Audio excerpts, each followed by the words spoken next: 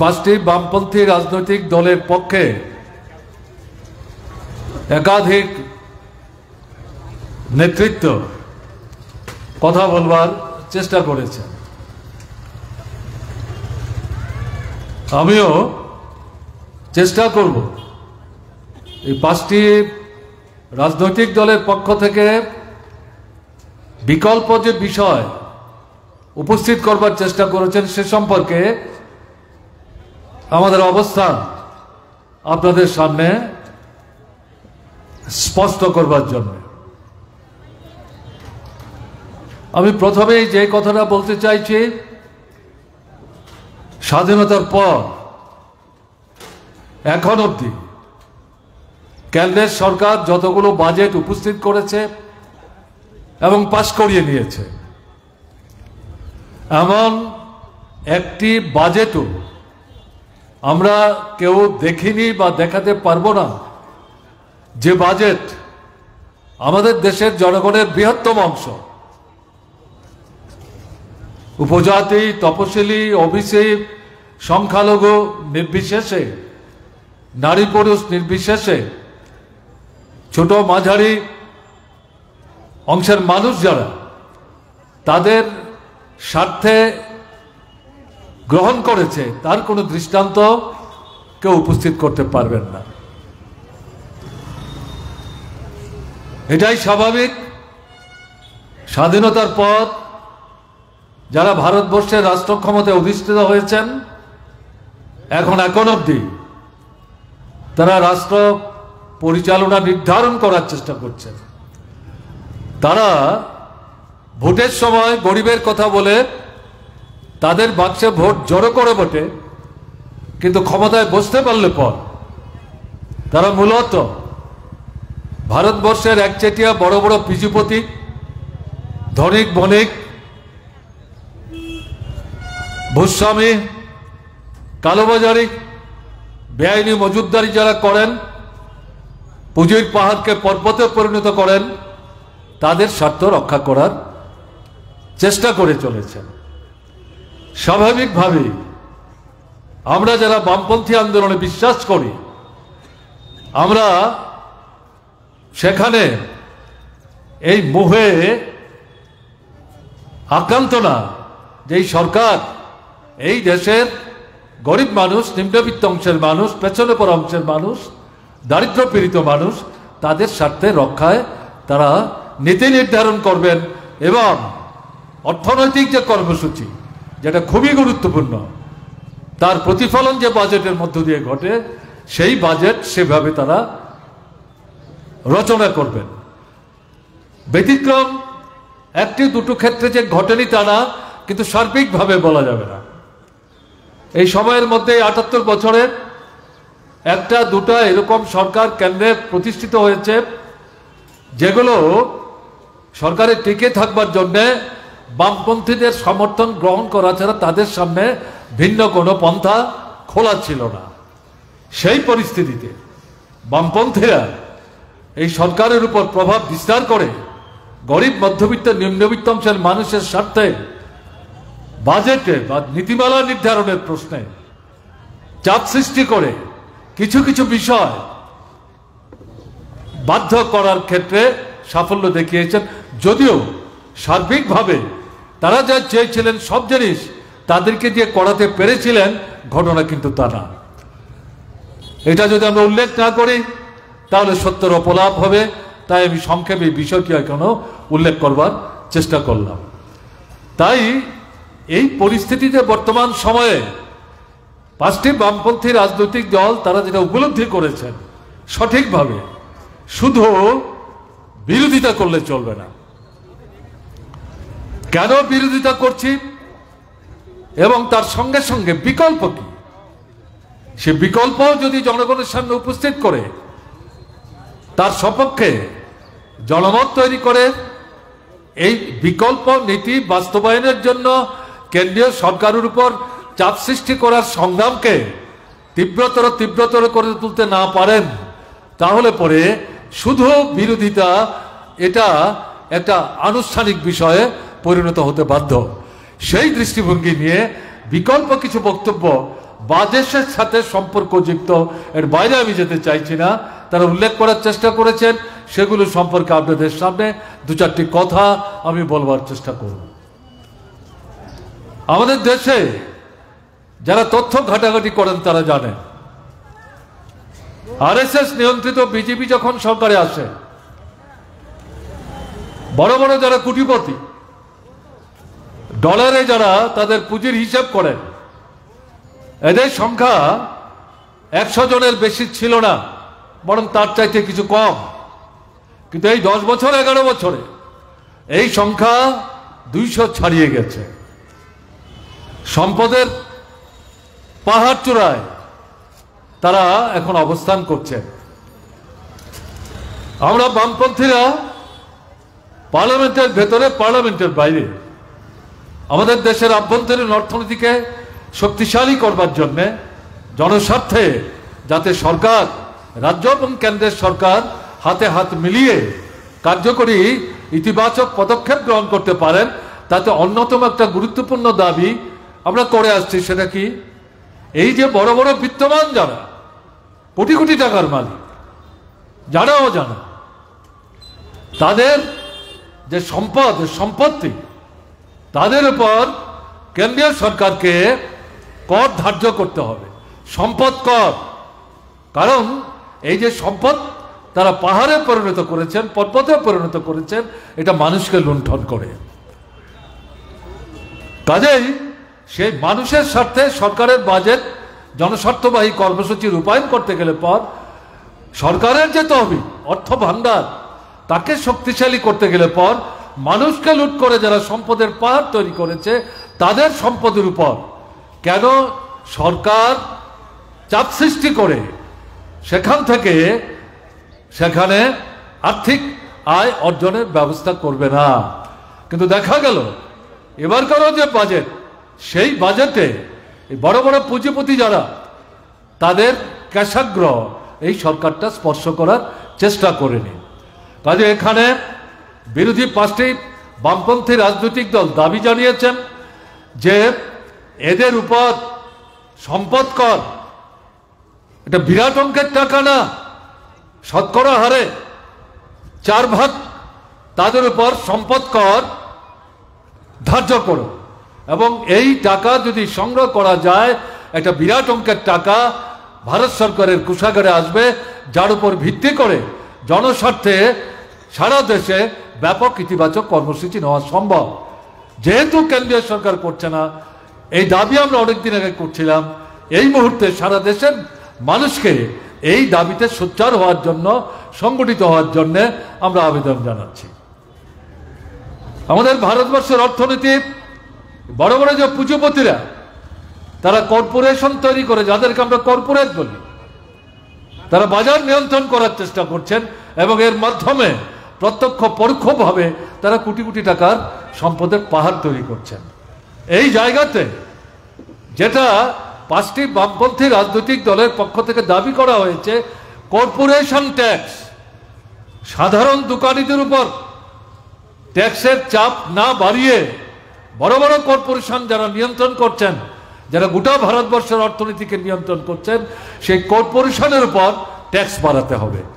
একদিকে বড় বড় পুঁজিপতিদের সম্পদের উপর সেখানে ট্যাক্সও, আর কর্পোরেশনের উপর ট্যাক্সও, এই দুটো যদি করা যায় তাহলে একটা বিরাট অঙ্কের টাকার ব্যবস্থা সেখানে করা সম্ভব, যেটা করতে পারলে পর আমাদের দেশের সামগ্রিক উন্নয়নের ক্ষেত্রে কেন্দ্র এবং রাজ্যের সরকার যদি ইতিবাচক পদক্ষেপ নিতে চান, তাহলে সেখানে সেই পদক্ষেপ গ্রহণ করে তাকে বাস্তবায়িত করা সম্ভব। এটা কঠিন কাজ না, কিন্তু কেন্দ্রের সরকার এটা করার ক্ষেত্রে খুব একটা আগ্রহ দেখাচ্ছে বা দেখাবে, এটা মনে করলে চলবে না।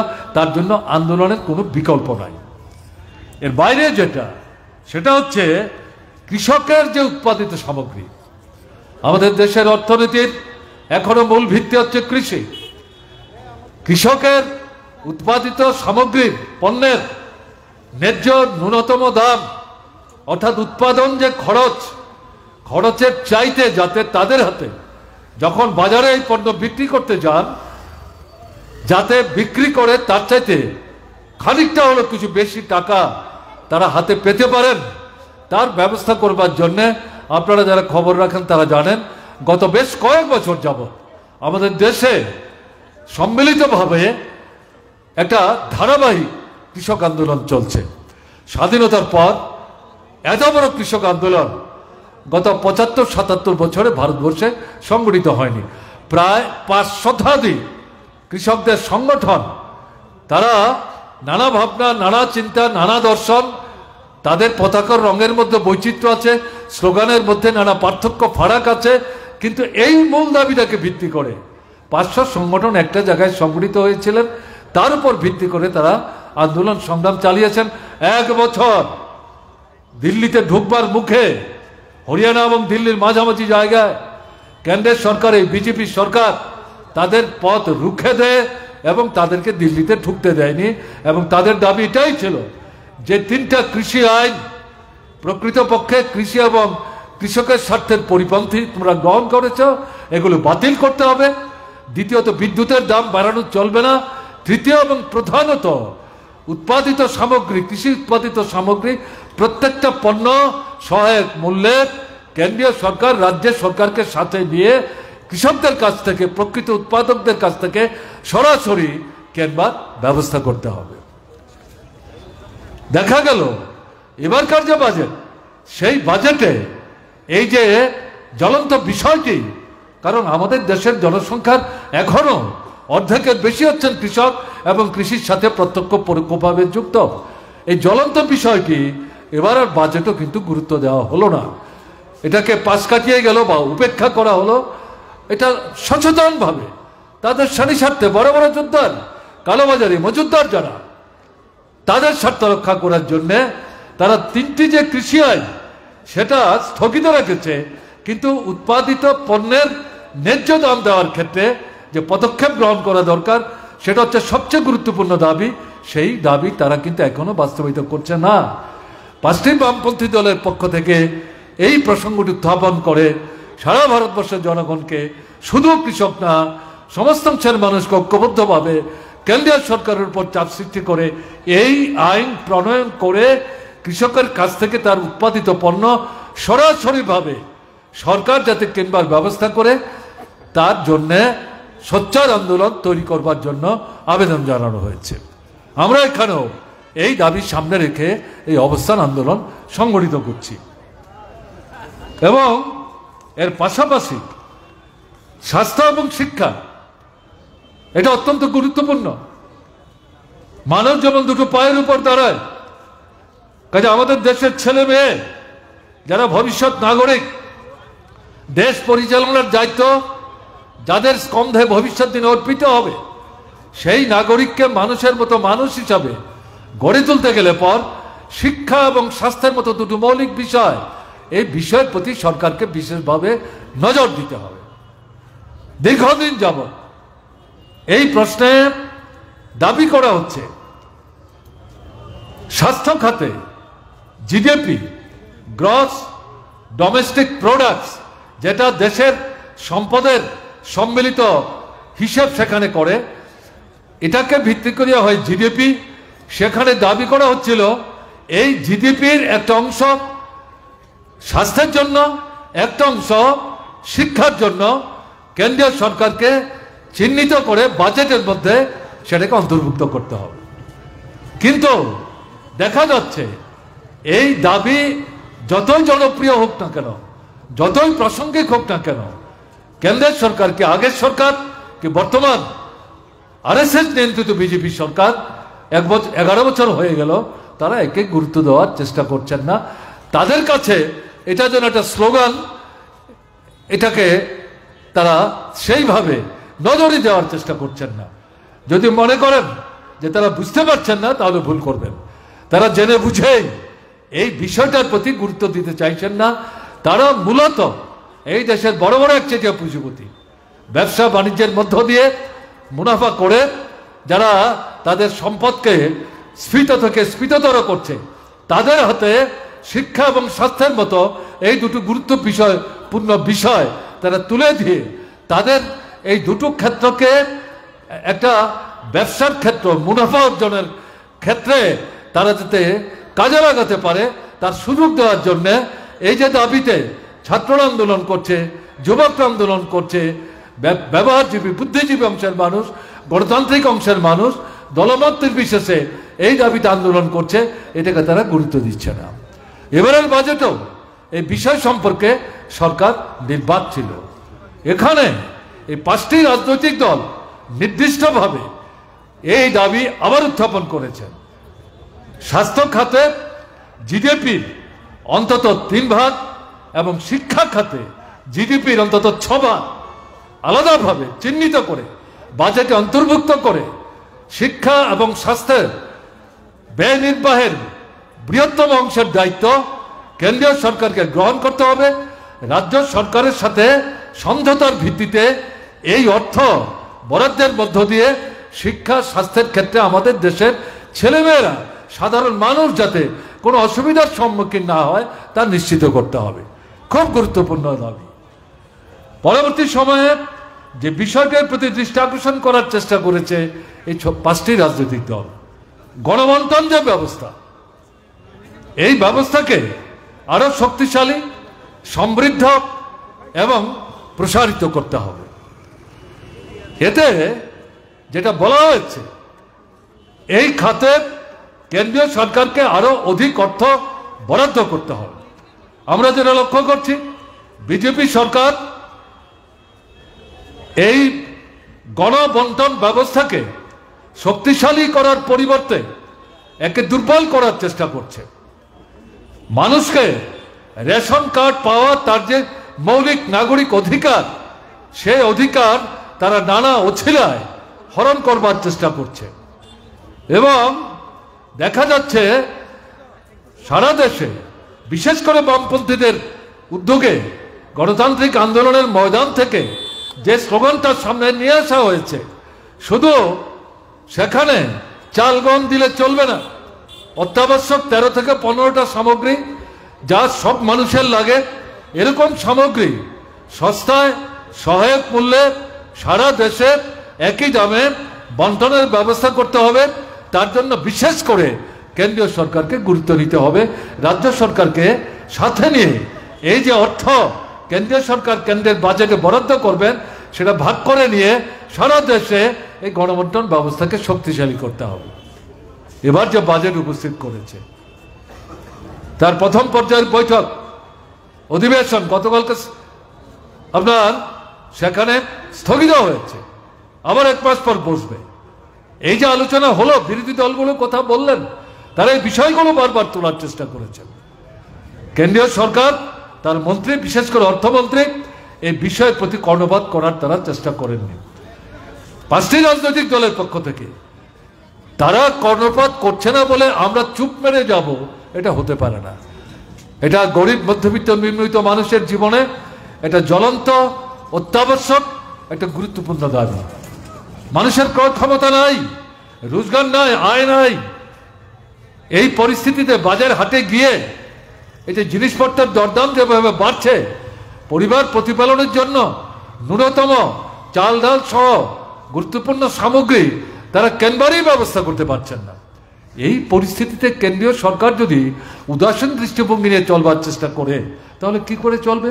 সেই জায়গায় দাঁড়িয়ে কেন্দ্রীয় সরকারের কাছে আবার এই 5টি রাজনৈতিক দলের পক্ষ থেকে এই দাবি উত্থাপন করা হয়েছে, এই গণবন্টন ব্যবস্থাকে শক্তিশালী করতে হবে।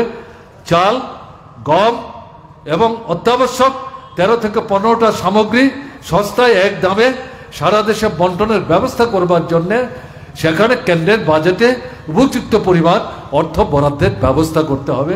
এই গুরুত্বপূর্ণ দাবিটি সেখানে উত্থাপন করা হয়েছে, যে দাবি সামনে রেখে আজকে এখানে আমরা অবস্থানও করছি। পরবর্তী সময়ে যে বিষয়টি গত বছরের পর বছর ধরে দাবি হিসেবে উত্থাপিত হচ্ছে, তফসিলি অংশের মানুষ, উপজাতি অংশের মানুষ, মহিলা এবং শিশু, এরা আমাদের সমাজের মধ্যে দুর্বল অংশ। এদের অর্থনৈতিক অবস্থার উন্নয়নের জন্য এবং তার পরিবার প্রতিপালনের জন্য বাজেটে এই অংশের জন্য উপযুক্ত পরিমাণ অর্থ বরাদ্দ করতে হবে। এই চলতি যে বাজেট, এই বাজেটে গত বছরের সাথে বা তার আগের বছরের সাথে যে পরিমাণ অর্থ এই ক্ষেত্রে বরাদ্দ করা হয়েছিল, তখন বাজারে অর্থের যে মূল্য, টাকার যা দাম, সেখানে সেই অর্থের বাজার যে মূল্য নির্ধারিত হতো, আজকে কিন্তু সেই টাকার দাম অনেক নিচে চলে গেছে। আপনারা যারা খবর রাখেন তারা জানেন, এই যে ডলার, $1 এখন ভারতবর্ষের 87, 88, 88 টাকা দিয়ে কিনতে হয়। অর্থাৎ আমাদের টাকা এটা ছেঁড়া কাগজের টুকরার মতো, এটার কোনো মূল্য বাজারে নাই। কাজে এই পরিস্থিতিতে 1 বছর 2 বছর আগে বাজারে টাকার দাম যা ছিল তার থেকে এই টাকা আজকে অনেক কমে গেছে। বাজেটে যে অর্থ এই ক্ষেত্রগুলোতে বরাদ্দ করা হয়েছে, আগের যে টাকা তার চাইতে হয়তো বাহ্যিকভাবে দেখা যাবে মানুষকে বিভ্রান্ত করার জন্য তারা বলবার চেষ্টা করবে যে না, আমরা তো গত বছর থেকে, তার আগের বছর থেকে 5,000 কোটি বা 6,000 কোটি, 2,000 কোটি, 3,000 কোটি টাকা বাড়িয়েছে। কিন্তু টাকার দাম যেভাবে কমেছে, জিনিসের দাম যেভাবে বেড়েছে, যে একটা ক্ষুদ্র পরিমাণ অঙ্কের টাকা এই বাজেটের মধ্যে অতিরিক্ত যুক্ত করা হয়েছে, প্রকৃত মূল্য নির্ধারণ করতে গেলে পরে দেখা যাবে গত বছর বাজেটে এই ক্ষেত্রগুলিতে যে টাকা বরাদ্দ করা হয়েছিল তার চাইতে এবারকার বাজেটে যে টাকা বরাদ্দ করা হয়েছে তা তুলনামূলকভাবে কম। তা যদি হয় তাহলে তফসিলি অংশের মানুষ, উপজাতি অংশের মানুষ, মহিলা এবং শিশু, তাদের স্বার্থ রক্ষা করার জন্য, তাদের পরিবার প্রতিপালনের জন্য কি করে তারা বাঁচবেন, কি করে পরিবারগুলো সেখানে এগিয়ে যাবে। কিন্তু এই জায়গাতে এই যে দাবি, এই দাবি কিন্তু ছেড়ে দিলে চলবে না। এই দাবির উপর ভিত্তি করে আগামী দিনে আরো বৃহত্তর আন্দোলন আমাদের গড়ে তুলতে হবে। একই সাথে স্কিম ওয়ার্কার, আমাদের দেশের মধ্যে গত বেশ কয়েক বছর যাবৎ নানা ধরনের স্কিম কেন্দ্রীয় সরকার প্রচলন করেছে এবং তাকে অনুসরণ করে রাজ্যে রাজ্যেও এই স্কিমগুলি কার্যকরী করার চেষ্টা করছে। কিন্তু স্কিম ওয়ার্কার যারা, এর মধ্যে অধিকাংশ দেখা যাচ্ছে মহিলা, গরিব, নিম্নবিত্ত, সাধারণ শ্রমজীবী, এই স্কিমের কাজ করে তারা তাদের পরিবার প্রতিপালন করতে পারেন না। স্কিমের কাজের পাশাপাশি তারা অন্যান্য কাজও করতে বাধ্য হন, কিন্তু মূলত তাদের কাছে স্কিমের কাজের মধ্য দিয়ে যে মজুরিটা তারা পান এটা একটা গুরুত্বপূর্ণ। কিন্তু দেখা যাচ্ছে গত 3 বছর 4 বছর আগে এই স্কিম ওয়ার্কারদের এক একটি স্কিমের কাজের জন্য যে পরিমাণ অর্থ বরাদ্দ করা হয়েছে সেই টাকার অঙ্ক তারা বাড়াচ্ছেন না। এখানে এই 5টি রাজনৈতিক দলের পক্ষ থেকে সারা ভারতবর্ষে আজকে থেকে যে প্রচার চলবে, এই প্রচারের অঙ্গ হিসাবে এই স্কিম ওয়ার্কারদের নানা অংশে যারা কাজ করছেন, একেবারে মিড ডে মিল ওয়ার্কার থেকে আরম্ভ করে আপনার নানা ক্ষেত্রে অসুস্থ মানুষ, সন্তান সম্ভব মা, তাদেরকে হাসপাতালে নিয়ে আসা, তাদেরকে মোটিভেট করা, স্বাস্থ্য সুস্থ রাখার ক্ষেত্রে ভূমিকা নেওয়া, আমাদের মায়েরা বোনেরা এই কাজটি যারা করছেন তাদের সবার এই মজুরি বাড়াবার জন্য কেন্দ্রের বাজেটে অর্থ বরাদ্দ করার জন্য দাবি এখানে, বিকল্প দাবি এখানে রাখা হয়েছে। রাজ্যগুলোকে কেন্দ্রীয় সরকার যে অর্থ হস্তান্তর করেন, দেখা যাচ্ছে কেন্দ্রীয় সরকার এই হস্তান্তরিত অর্থের পরিমাণ আজ থেকে গত 2 বছর 3 বছর 4 বছর আগে যেটা নির্ধারণ করেছিলেন, টাকার মূল্যমান হ্রাস হয়ে যাওয়ার পরেও এই টাকা বাড়াবার চেষ্টা করছেন না বর্তমান বাজারে অর্থমূল্যের হিসাব নিকাশ করার মধ্য দিয়ে। এবং নানা স্কিমে, কেন্দ্রের নানা স্কিম বাস্তবায়িত করার জন্য রাজ্য সরকারগুলি যেভাবে ভূমিকা নিচ্ছে, তাতে কেন্দ্র থেকে স্কিমে টাকা বাড়িয়ে রাজ্যের হাতে টাকা তুলে দেওয়ার জন্য কেন্দ্রীয় সরকার এখানে অর্থ বাড়াচ্ছে না। এই 5টি রাজনৈতিক দল এই হস্তান্তরযোগ্য কেন্দ্রের টাকা এবং স্কিম বাস্তবায়িত করানোর জন্য যে কেন্দ্রের টাকা, সেই টাকা বাড়াবার জন্য এখানে দাবি উত্থাপন করা হয়েছে বাজেটে, যেটা অনুপস্থিত। কাজেই বাজেটের মধ্যে এটা অন্তর্ভুক্ত করার জন্য বিশেষভাবে দাবি উত্থাপন করা হয়েছে। পেট্রোলিয়াম পণ্য, আপনারা যারা খবর রাখেন দেখছেন গত বছরের পর বছর আন্তর্জাতিক ক্ষেত্রে পেট্রোল ডিজেলের দাম কমছে, কিন্তু আমাদের দেশে পেট্রোল ডিজেলের দাম কমছে না, বরং বাড়ছে।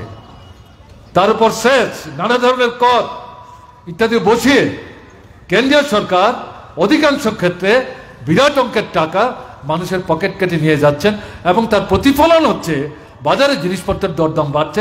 শুধু পেট্রোল ডিজেলের দাম বাড়ছে না, পেট্রোল ডিজেলকে ভিত্তি করে পরিবহন যে ব্যবস্থা তাতে ভাড়া ইত্যাদি বাড়ছে, মালের ভাড়া বাড়ছে এবং তার প্রতিফলন অত্যাবশ্যক দ্রব্য সামগ্রীর উপর পড়ছে, তার দামও বাড়ছে।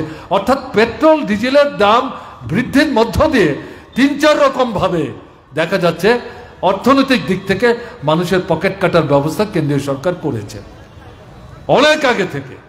আমরা এই দাবি বলবার চেষ্টা করছি। কিছু কিছু রাজনৈতিক দল যারা হয়তো বামপন্থী না, তাদের মধ্যে কোনো কোনো দল তারাও মাঝে মাঝে পার্লামেন্টের ভেতর আমাদের সঙ্গে কণ্ঠে কণ্ঠ মিলিয়ে এই দাবি তারা যে উত্থাপন করেননি ঘটনা তা না, কিন্তু বাইরে তেমন বড়সড় কোনো আন্দোলন তারা সংগঠিত করেছেন বা করছেন এটা আমাদের নজরের মধ্যে সেভাবে আসছে না। কিন্তু আমরা এই জায়গায় যেটা এই বাজেটে যে প্রস্তাবনা তাতে পরীক্ষা করে যেটা দেখা গেছে যে পেট্রোল ডিজেলের উপর এই যে সেস এবং কর বসানো হয়েছে, সেখানে বিশেষ করে যেটা বলা হয়েছে যে করের অংশ, এটা বিশেষ করে উল্লেখ করছি, রাজ্যগুলোর সাথে কেন্দ্রীয় সরকার ভাগ করে না, সবটাই কেন্দ্রীয় সরকার তার কোষাগারে নিয়ে যাচ্ছে। কিন্তু এই কর সংগ্রহ করার ক্ষেত্রে রাজ্যের সরকারগুলো গুরুত্বপূর্ণ ভূমিকা গ্রহণ করছেন আর এই সমস্ত টাকাটা কেন্দ্র তার তহবিলে নিয়ে তারা জমায়েত করছেন। এই জায়গাটাতে আমরা এই 5টি রাজনৈতিক দলের পক্ষ থেকে দাবি করছি যে এই যে কর এবং সেস তোমরা বসাচ্ছ আরো বিভিন্ন নামে, তার থেকে অর্জিত যে অর্থ রাজ্যের সঙ্গে এই অর্জিত অর্থ যেখানে তোমরা বন্টন করছো না, এই সেস এবং কর তোমাদের বন্ধ করতে হবে, বাতিল করতে হবে। এটা নতুন করে চাপানো চলবে না, এটা একটা গুরুত্বপূর্ণ দাবি।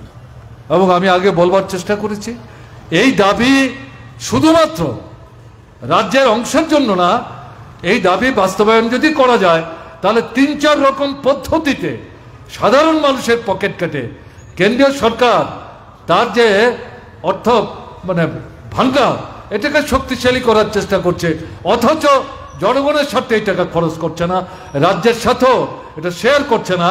এটাকে সেখানে বন্ধ করবার জন্যে এই দাবি কিন্তু এখানে বিশেষভাবে উল্লেখ করা হয়েছে। আমি এই কয়েকটি গুরুত্বপূর্ণ বিষয় যেগুলো এই 5টি রাজনৈতিক দল তারা এই 7 দিন ব্যাপী সারা দেশে ব্যাপক প্রচার সংগঠিত করবার জন্য এই দাবিগুলো সামনে রেখে আহ্বান করেছেন।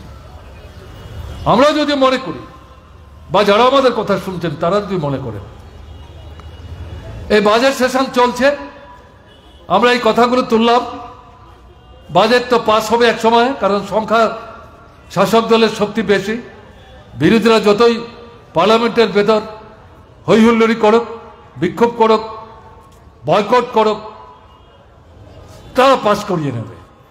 এরপরেই আর তো এই কথা বা এই স্লোগান বা এই দাবিগুলোই কোনো সার্থকতা এবং তার কোনো প্রাসঙ্গিকতা থাকবে না। আমরা মানুষ হয়তো এইগুলি ধীরে ধীরে ভুলে যেতে আরম্ভ করব। বামপন্থী 5টি রাজনৈতিক দলের পক্ষ থেকে যেটা বিশেষভাবে আমরা বলতে চাইছি, এই দৃষ্টিভঙ্গি নিয়ে এই যে 6টা বিষয় এবারকার 5টি রাজনৈতিক দলের পক্ষ থেকে বিকল্প অবস্থান হিসাবে ভারতবর্ষের মানুষের সামনে উপস্থিত করে কেন্দ্রীয় সরকারের উপর চাপ সৃষ্টি করার আহ্বান রেখেছে, এটাকে কিন্তু এইবার একটা আনুষ্ঠানিক বিষয় হিসাবে দেখলে ভুল করা হবে। আমরা যেটা বলতে চাইছি এই বিষয়কে ভিত্তি করে সামনের দিনে আমাদের ধারাবাহিকতা বজায় রেখে বৃহত্তর গণ আন্দোলন, শ্রেণী আন্দোলন সংগঠিত করতে হবে। আমাদের দেশের অবস্থাটা কি? বিস্তৃত পরিসরে যাওয়ার তো সুযোগ নেই। আমাদের সমাজের মধ্যে নারী পুরুষের যা সংখ্যা, তার মধ্যে মহিলারা অর্ধেক, পুরুষ অর্ধেক। মহিলাদের মধ্যে যারা আমাদের মা বিবাহিত, দেখা গেছে তাদের 50 থেকে 56 রক্তাল্পতায় ভুগছেন। এটা আমরা যারা মার্ক্সবাদী কমিউনিস্ট পার্টি করি, বামপন্থী রাজনীতি করি, এটা আমরা উদ্ঘাটন করেছি ঘটনা তা না। আমাদের সামাজিক জীবনে মানুষের জীবনযাত্রার মান নিয়ে যারা প্রতি বছরই ধারাবাহিকতা বজায় রেখে তথ্যাদি অনুসন্ধান করে, পৃথিবীর নানা দেশের সাথে তুল্যমূল্য বিশ্লেষণ করে আমরা কোথায় আছি, কোথায় ছিলাম এবং কি সমস্যার মুখোমুখি হচ্ছি এগুলো উপস্থিত করার চেষ্টা করছেন, তাদের উপস্থাপিত তথ্য, তাদের মধ্যে কমিউনিস্ট আছেন কি নেই সেটা নিয়ে আমাদের মাথা ঘামাবার কোনো প্রয়োজন নেই। এই তথ্যগুলো যখন তারা উপস্থিত করছেন, কেন্দ্রীয় সরকার কি পার্লামেন্টের ভেতর কি পার্লামেন্টের বাইরে এটা বিরোধিতা করার সৎসাহস তারা দেখাতে পারছেন না, কারণ এটা বাস্তব। মায়ের যদি রক্তের অভাব থাকে, মায়ের বুকের দুধটা কোত্থেকে হবে? মায়ের বুকে যদি দুধ না থাকে, তার যে শিশু সন্তান সন্ততি তারা কোত্থেকে খাবার জোগাড় করবে? তা যদি তারা জোগাড় করতে না পারে, এই সন্তান সন্ততির বিকাশ কি করে হবে? এবং এর পাশাপাশি যারাই তথ্য উপস্থিত করেছেন তারাই বলবার চেষ্টা করেছেন আমাদের দেশের সন্তান সন্ততিদের মধ্যে প্রায় 60 থেকে 62 বার দেখা যাচ্ছে স্বাভাবিক তার যে বৃদ্ধি বয়সের তুলনায় 10 বছরের কম বয়সী যারা দেখা গেছে তাদের এই শারীরিক যে বৃদ্ধি সেই বৃদ্ধি সেভাবে ঘটছে না। আয়তনে তারা ছোট থেকে যাচ্ছে, স্টান্ট বলে যেটাকে, ওজন কম, নানা অসুখে তারা আক্রান্ত হচ্ছেন, স্বাভাবিক। মার যদি অবস্থাই হয়, সন্তান যদি খাবার না পায়, এই সন্তানের বৃদ্ধি তার সমৃদ্ধি কি করে সম্ভব হবে? এই একটা তথ্য থেকেই আমরা বুঝতে পারি স্বাধীনতার 78 বছর পর আমাদের দেশটা কোথায় এসে আজকে দাঁড়িয়ে আছে। আমাদের সংবিধান যারা তৈরি করেছিলেন তার যিনি চেয়ারম্যান ডক্টর বাবা সাহেব আম্বেদকর, সংবিধান পাশ হওয়ার পর তিনি যে কথা বলবার চেষ্টা করেছিলেন, অর্থনৈতিক স্বাধীনতা যদি নিশ্চিত করা না যায়, শুধু গণতান্ত্রিক স্বাধীনতা নিশ্চিত করে মানুষের জীবনের প্রকৃত স্বাধীনতার স্বাদ উপলব্ধি করার, উপভোগ করবার সুযোগকে নিশ্চিত করা যাবে না। সেদিন বলেছিলেন। আজকে 78 বছর হয়ে গেল, 79 বছর আমরা পদার্পণ করেছি। এখন দেখা যাচ্ছে আজ থেকে 6 মাস 7 মাস আগের যে তথ্য, এই তথ্যের মধ্যে দিয়ে আমাদের মায়েদের অবস্থা, শিশুদের অবস্থা এখানে পরিষ্কার। অর্থাৎ অনাহার এটা বিরাট অংশের জনগণের নিত্য সঙ্গী। যারা রেলে চলাচল করেন ভারতবর্ষের এক প্রান্ত থেকে অপর প্রান্ত, এখন আমাদের ত্রিপুরাতেও রেল এসছে, সাবরুম পর্যন্ত গেছে। সাবরুমে উঠে অনেক মানুষ শুধু ধর্মনগরে যান না, ভারতবর্ষের বহু বড় বড় শহরে বিভিন্ন রাজ্যে তারা যাতায়াত করেন। এই রেল লাইন সাধারণত গ্রামের ভিতর দিয়ে অধিকাংশ ক্ষেত্রে গেছে। রেলে বসে ডাইনে বায়ে যদি তাকাবার চেষ্টা করেন, দেখবেন 100টার মধ্যে 90 থেকে 95টা ঘর মানুষের বাসযোগ্য না। সাধারণ মানুষ এরকম ঘরে কি করে বসবাস করেন? রেলে বসে বসে যারা প্যাসেঞ্জার হিসেবে যাতায়াত করেন তারা একের সঙ্গে অপরে আলাপ আলোচনা করেন। এটা আমাদের জীবনেরও অভিজ্ঞতা। আমরা যখন ছাত্র আন্দোলন করতাম, ভারতবর্ষের বিভিন্ন রাজ্যে আমাদের কেন্দ্রীয় নেতৃত্বের বৈঠক বসত, রেলে করে আমাদের যাতায়াত করতে হতো। সেই সময় আমরা এগুলো চাক্ষুষ করেছি। তার অর্থটা কি? টাকা নাই, পয়সা নাই, মাথা গুজবার জায়গা নাই, কাপড় নাই, লজ্জা নিবারণের ব্যবস্থা করতে পারে না। এক পাকা কাপড়ে মায়ে মেয়ে নিতে চলে। মা বেরুলে মেয়ে ঘরে দরজা বন্ধ করে আটকা থাকে, মেয়ে বেরুলে মা ঘরে দরজা বন্ধ করে নিজেকে আবদ্ধ রাখার চেষ্টা করছেন। এই হচ্ছে পরিস্থিতি। অসুস্থ মানুষ, চিকিৎসার কোনো ব্যবস্থা নেই। হাসপাতাল আছে, ডাক্তার নাই, ডাক্তার আছে, নার্স নাই, নার্স ডাক্তার আছে, ঔষধ নাই। আমাদের ত্রিপুরার অভিজ্ঞতা আমরা দেখছি যে এখানে আপনার হাসপাতালে গেলে সাধারণ একটা অপারেশন, সুই সুতা গজ ব্যান্ডেজ সব এখন রোগীকে কিনে দিতে হচ্ছে। এই হচ্ছে পরিস্থিতি।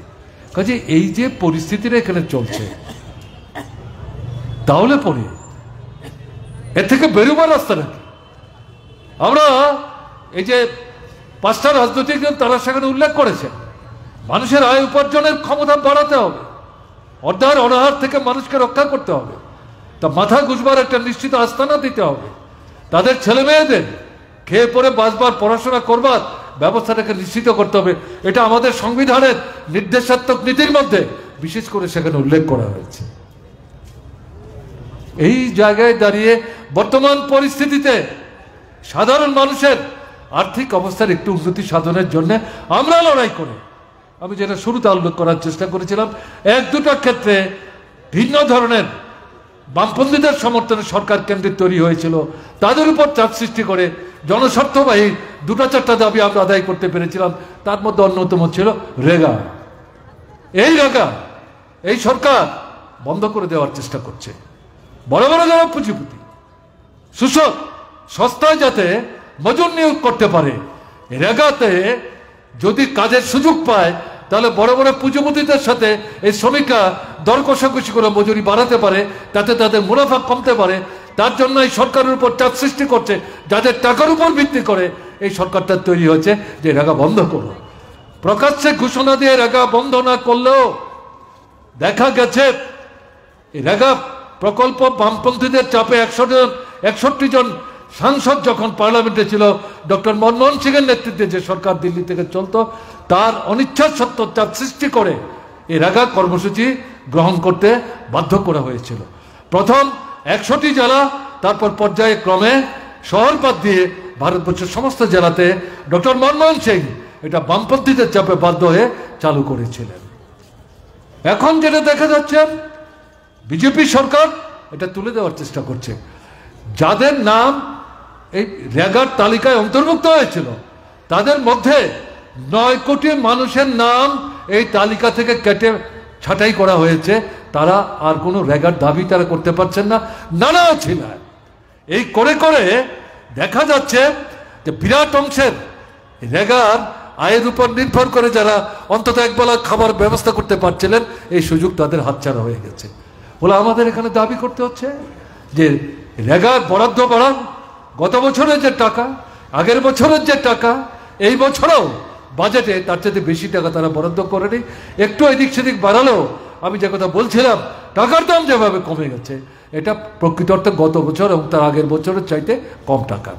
এবং এখানে দাবি সেটা হচ্ছে শুধু গ্রাম না, শহরেও নগরেও রেগার আদরে গরিব শ্রমজীবী অংশের মানুষ যাতে একটা স্থায়ী আয় উপার্জনের ব্যবস্থা তাদের হয়, তার জন্য সেখানে এই প্রকল্প চালু করতে হবে।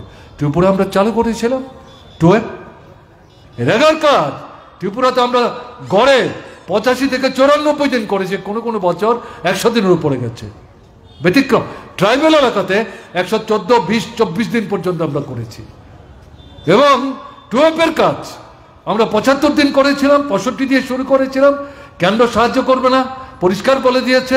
রাজ্য সরকার তার ক্ষুদ্র যে বাজেট তার সামর্থ্যের উপর ভিত্তি করে 65 দিয়ে শুরু করেছিলাম, 75 দিন তুলেছিলাম। মজুরি রেগার মতোই সমান মজুরি আমরা দিতাম এবং গড়ে গিয়ে 60 থেকে 70 দিন বামফ্রন্ট সরকার যতদিন ত্রিপুরায় ছিল নগরে এই কর্মসূচি প্রতিফলিত হয়েছে। ভারতবর্ষের আর কোথাও নাই।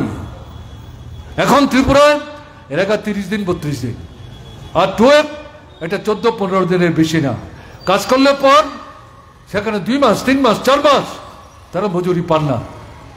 পূজার সময় যারা কাজ করেন, পূজার পরে 5 মাস 6 মাস যাওয়ার পরও তারা টাকা পান না। কাজে আমি যে আমাদের দেশের অবস্থার কথা এখানে উল্লেখ করছিলাম, এদেরকে যদি অবস্থা থেকে বের করে আনতে হয়, গ্রামে শহরে এই ন্যূনতম রেগার মজুরি তো বিরাট কিছু না। এবং এরই আদলের নগরগুলিতে যদি এই কর্মসূচি সেখানে বাস্তবায়নের জন্য নতুন প্রকল্প হাতে নেয়, তাতে কয়েক হাজার কোটি টাকা সরকারের খরচ হবে। কিন্তু দেশের 140-42 কোটি মানুষের মধ্যে প্রায় 85 থেকে 90 কোটি মানুষ, তাদের ন্যূনতম একটা আয়ের নিশ্চিত ব্যবস্থা হবে। এটা যদি সরকার না করে তাহলে পরে এটা কিসের সরকার, কাদের সরকার? অথচ এই গরিব নিম্নবিত্ত মানুষ তাদেরকে ভোটের সময় মোহগ্রস্ত করে, বিভ্রান্ত করে, বিপদগামী করে তাদের ভোট নিয়ে তারা সরকার তৈরি করে। কাজে এই পরিস্থিতির মধ্যে দাঁড়িয়ে যেটা আমরা 5টি রাজনৈতিক দলের পক্ষ থেকে আপনাদের কাছে যেটা বলতে চাইছি, এই আন্দোলন এটা এই 14 থেকে 20 তারিখের মধ্যেই সীমাবদ্ধ থাকবে, এটা মনে করলে ভুল করা হবে। আমরা এই যে বিকল্পের স্লোগান, ভিন্নতর দৃষ্টিভঙ্গিতে গরিব মধ্যবিত্ত নিম্নবিত্ত মানুষের স্বার্থের কথা বিবেচনায় রেখে 5টা রাজনৈতিক দলের পক্ষে তো উপস্থিত করেছি। এর পক্ষে সারা ভারতবর্ষে এটা ঠিক বামপন্থী রাজনৈতিক শক্তিগুলো সমান না। কোনো কোনো রাজ্যে জনগণের মধ্যে তাদের প্রভাব প্রতিপত্তি আছে, আবার এমন বেশ কিছু রাজ্য আছে যেখানে তারা তেমন একটা শক্তিশালী না।